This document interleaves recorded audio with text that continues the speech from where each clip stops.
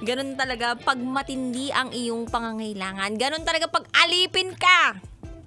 Hindi lang ng iyong trabaho, kundi ng salapi. Diba? Sino dito yung mga alipin ng salapi? Ikaw din ba? Oh, ha? Ako lalo na rin ako. Anyway, kabisyo, mabuhay ang bawat manggagawang Pinoy. Today, Labor Day, we honor all the hardworking Filipinos and their contribution to our country. It is a regular holiday, so meaning lahat po ng magtatrabaho o nagtatrabaho ngayon ay dapat bayaran ng doble sa kanilang kikitain sa araw. So double pay daw tayo, kabisyo. Ang tanong, ramdam ba? Charot! Alam mo, basta ako mapasaya lang kita, kabisyo. Basta alam kong ngumiti ka lang sa mga hirit ko. Alam ko lang nandyan ka. Goods na ako. Okay na ako. Kasi ganun talaga pag nagmamahal ka.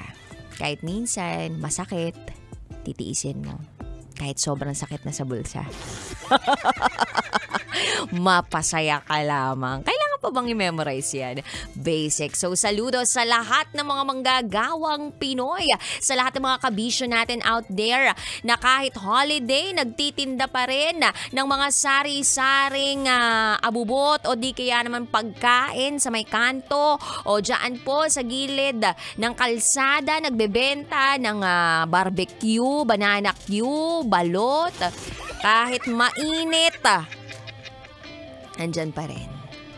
So, congratulations, you made it this far.